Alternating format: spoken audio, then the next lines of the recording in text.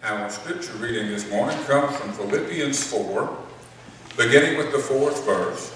And you might recognize these words. Rejoice in the Lord always. I will say it again, rejoice. Let your gentleness be evident to all. The Lord is near. Do not be anxious about anything, but in everything, by prayer and petition, with thanksgiving, present your requests to God. And the peace of God, which transcends all understanding, will guard your hearts and your minds in Christ Jesus. Finally, brothers, whatever is true, whatever is noble, whatever is right, whatever is pure, whatever is lovely, whatever is admirable, if anything is excellent or praiseworthy, think about such things. Whatever you have learned or received or heard from me or seen in me, put it into practice, and the God of peace will be with you. This is the word of the Lord. Thanks be to God. Well, it seems that a fella in Topeka, Kansas, decided that he was going to write a book about churches all across the country. He didn't start in Topeka for some strange reason. He flew to San Francisco and decided to work his way back across the country. Well, he went into a big church in San Francisco, started taking pictures, inside and outside. And when he was in the narthex, like ours out here, he saw this gold payphone. And the sign over the phone said, calls $10,000. Well, you can imagine he was kind of curious about that. So he tracked down the pastor. And he said, what is this with the phone in the narthex out there that says $10,000 a call? And the pastor said, well, that's easy to explain. That golden telephone is a direct line to heaven. And if you pay the price, you can talk to God directly on that phone. So he thanked the pastor and continued on his way. And every time he visited a big church, there was a sign. And he only visited big, architecturally gorgeous churches. And he went to Seattle and to Boise and to Chicago and Milwaukee and Minneapolis. He went Dallas. He went everywhere. Every time he went to one of those lovely cathedral kind of churches, there was his phone. Gold payphone on the wall. All calls $10,000. He asked all the pastors what the story was. They all told him the same thing. Direct line to heaven. Finally, he arrived in Georgia. He skipped Atlanta, which is not really a southern city anymore, and went directly to Savannah. In Savannah, he found one of those nice, old, architecturally wonderful congregation, church buildings, went in there, and lo and behold, there on the wall in the narthex, golden telephone. Sign on the wall said, all calls 25 cents. So he tracked down the pastor, and he said, Pastor, I've seen that golden telephone in churches all over the country, and everywhere else the sign says, all calls $10,000, and your sign says 25 cents. And the pastor from Savannah smiled and said, well, that's easy to explain, son. From here, it's a local call. Y'all come back, Jim.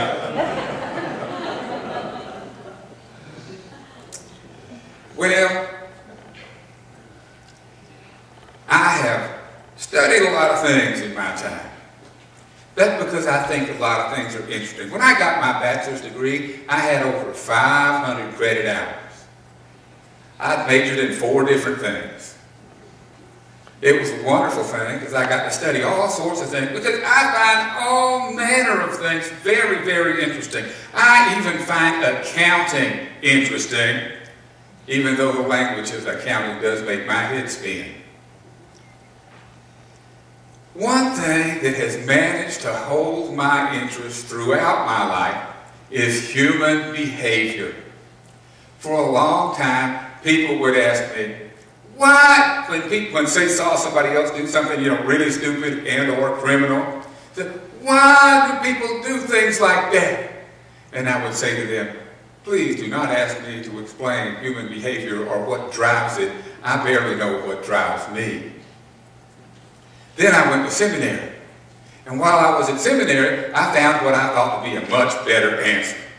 Whenever people asked me why people did such stupid or sinful or criminal things, I would look at them and say, sin. And they would go, well, that's probably right. And I felt so good. I knew the answer finally. Well, the last couple of years, I have continued to study human behavior. And I have learned that sin is not the cause of bad behavior, but rather sin is the bad behavior. The cause, the root cause of every person's bad behavior that ever has lived and ever will live is poor thinking. We just don't think well enough to keep ourselves out of trouble. Poor thinking, bad thinking, wrong-headedness. You know, people, what does God call the Israelites? A stiff-necked people. Because they just couldn't get their thinking it aligned with God's thinking. Whatever you want to call it, our failure to think right thoughts drives our bad behavior. Jesus talked about this when he said in Matthew 15, 18 through 20, I always think Matthew 15, 18 through 20 says something else which I really need to know. But this time, what it actually says is this. But the things that come out of the mouth come from the heart, and these things make a man unclean. For out of the heart come evil thoughts, murder, adultery, sexual immorality, theft, false testimony, and slander. These are what makes a man unclean. Now we know people in those days thought your heart did all the thinking, and I don't know if they even knew we had a brain. But they thought the heart did all of our thinking. So that's why Jesus spoke to them in the language that they would understand. We know today that our brains do all the thinking. But the principle that our thinking and bad thinking is what drives our bad behavior is still true. Paul knew this teaching of Jesus just as well as we do. He knew that if the Philippians, and if we were by extension, going to be able to follow in the footsteps of Jesus, the first thing we had to manage is our own thoughts. Now I have noticed something about my thoughts that I hope doesn't plague you like it plagues me, but from conversations with some of you, you have revealed to me that it does. Whenever I try to think about good things, my mind wanders. Does anybody have that problem? Whenever you're trying to think about something good, your mind wanders. My mind wanders all over the place. Here I am trying to follow Paul's example to think about things that are right and noble and true and pure and lovely and whatever and admirable and excellent and praiseworthy, and the next thing I know my mind has wandered off to the camper or, you know, maybe to my golf swing. My mind can stay on my bad golf swing for days at a time. Nothing I can do about it, but I think about it all the time. It wanders on to the grandkids, even the weather, you know, anything but whatever is right, noble, true, pure, and all that good stuff. Just right out. But if, for instance, my mind has gotten onto a bad thought, if I'm worried or upset, you know, any bad thing, my mind, the focus of my mind seems to get smaller, smaller, smaller, smaller, till I can't see anything but the bad thought. I can't think anything but the bad thought. It will not, my mind does not wander a bit when I'm thinking about bad stuff. It never wanders when I'm mad. I mean, I can't get unmad for about a week. It just doesn't happen. If I'm mad about something until I explode, I stay mad. You know, I get focused. And it takes a monumental effort to blast me out of bad thinking. I wish I knew why, and I'm afraid I do. because that is some of the best evidence I have ever seen for the presence of evil in the world. Whether you want to call it the tempter or the devil or just the presence of evil, I don't care what you want to call it. Evil is present in the world, and the fact that it is hard to think good thoughts and easy to think bad thoughts is some really good evidence of the presence of evil in the world. Even though we are all created in the image of God, every single one of us, no matter what we've done, we were still created in the image of God. The thinking of bad thoughts that leads us to sin comes so very naturally to us. Thinking bad thoughts is as easy as falling off a log. Even before there was sin in the world, read back to Genesis chapter 1, maybe chapter 3. Genesis, buried in the second creation story, when Adam and Eve ate the apple. Do you remember that? Well, they had to think about it first, didn't they? They began to think bad thoughts. And the bad thoughts, they were introduced to them by the serpent, but then they took them up. They took up those bad thoughts and they thought themselves into sin. Wrong thinking got Adam and Eve into trouble. Jesus and Paul both knew that sin started with wrong thinking. Both of them taught, and Jesus lived by example when he was out in the desert. Do you remember that? Jesus was taken into the desert after his baptism, and he fasted for 40 days. And then the devil appeared to him, tempted him with all kinds of things. And you know, after you've been fasting for 40 days, I can't imagine fasting for 40 days. It'd be about that big around, or dead. But Jesus wasn't. But you got to be tired. Mentally tired, physically tired. You know, he was probably seeing mirages and all kinds of things out there. But the devil came to him and he tempted him. If he was ever going to be weak, he was weak in that moment. And still, Jesus managed to think right thoughts. It never occurred to him that the things that the devil was offering him might be a good thing. The thought just never occurred to him because he kept his brain on right thinking. In my adult life, in law enforcement and in ministry, I have learned that there are only three ways to get into trouble. There's a lot of trouble these three ways can get us into, but there are only three ways that we can get in trouble. The first one is the easiest one. Not thinking. Anybody ever say to you in your lifetime, I know they have to me, what were you thinking when you did such a stupid thing? Well, I guess I wasn't thinking. Well. Ever heard that? Let me tell you, I bet we've all heard that. Because the easiest way to get into trouble is just don't think. You can fall into more trouble than you can shake a stick at by not thinking. You know, every now and then you'll fall into a rose bed, but not very often. Most of the time you fall into something else when you're not thinking. That's just the way things work. Trouble follows us everywhere when we're not thinking. This one we can eliminate from our lives. We can make it a practice to think about everything and critically evaluate what this choice is we're about to make. What are the consequences? We need to foresee those consequences. We need to, there are three kinds of categories of consequences. There's foreseen and unforeseen, intended and unintended, and positive and negative. Okay? That foreseen and unforeseen thing has to do with thinking. And if we spend our time thinking about our choices, we will more than likely see all the possible consequences, and that way none of them will rise up and bite us in the end. Now, second comes not enough thinking. Okay?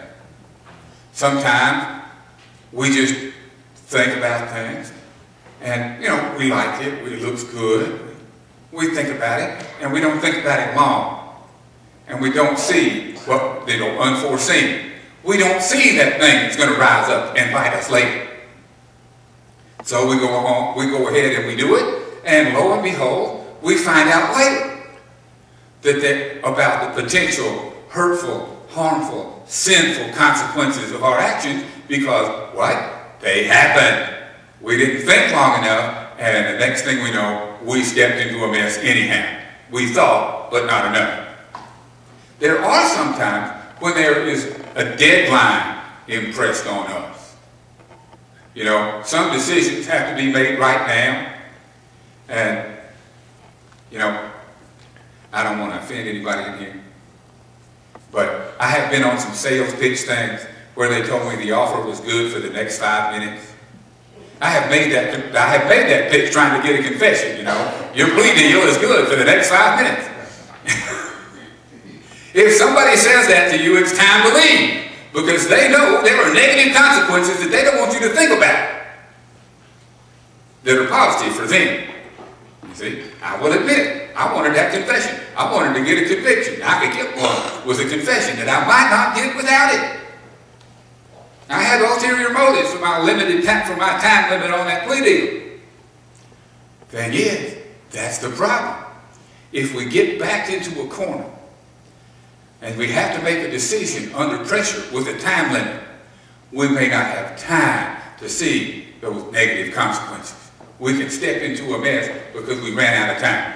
I can tell you of many times I stood before the sergeant, the lieutenant, the captain, the major, or the chief of police, all at once, like a choir standing there staring at me.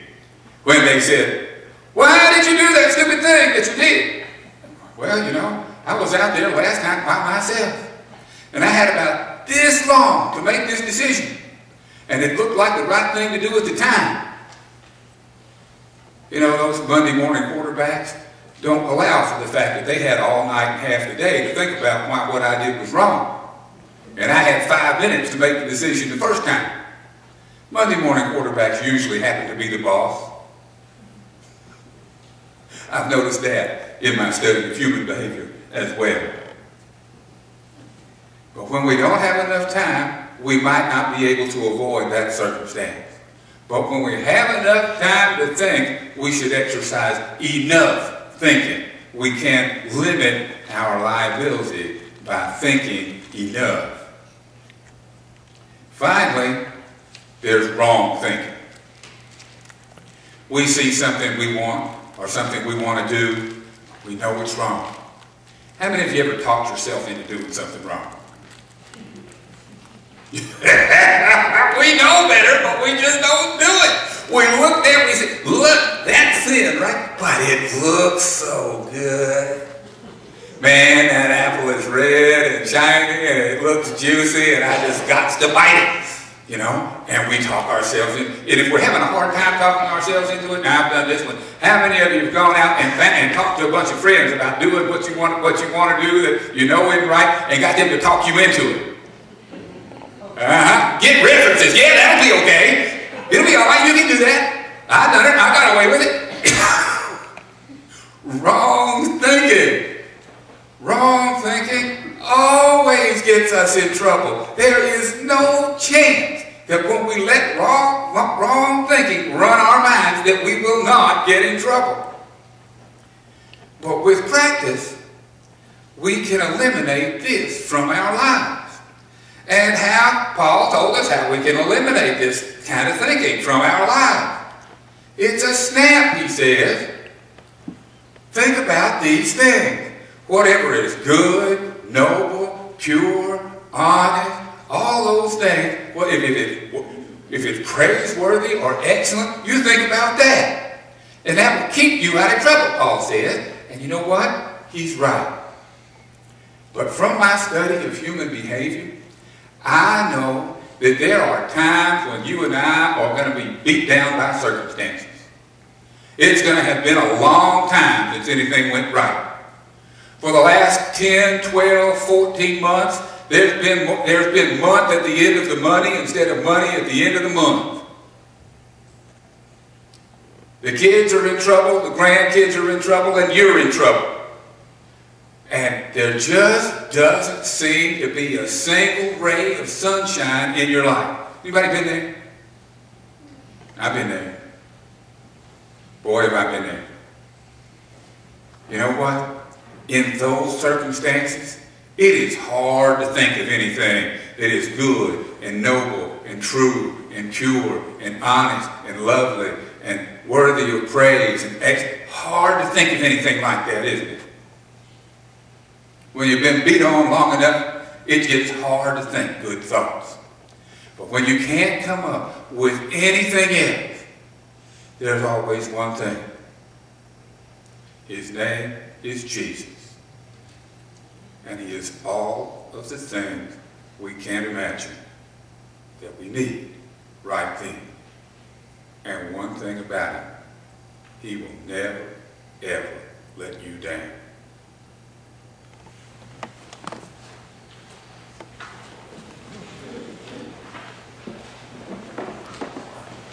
If there's one here this morning that's a baptized Christian and you are not a member of this fellowship and you hear Jesus Christ calling on you to join together with us in worship and in service to the Lord, then join me here at the front as we sing our hymn of invitation.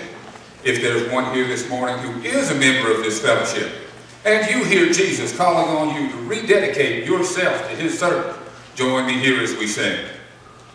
And if there's one here today who has never made the good confession, who has never accepted Jesus Christ as your Savior and your Lord, if you will make that decision today, come here and join hands with Jesus Christ on your walk to life everlasting. If you'll make that decision this morning, join me at the front as we stand and sing number 383, More About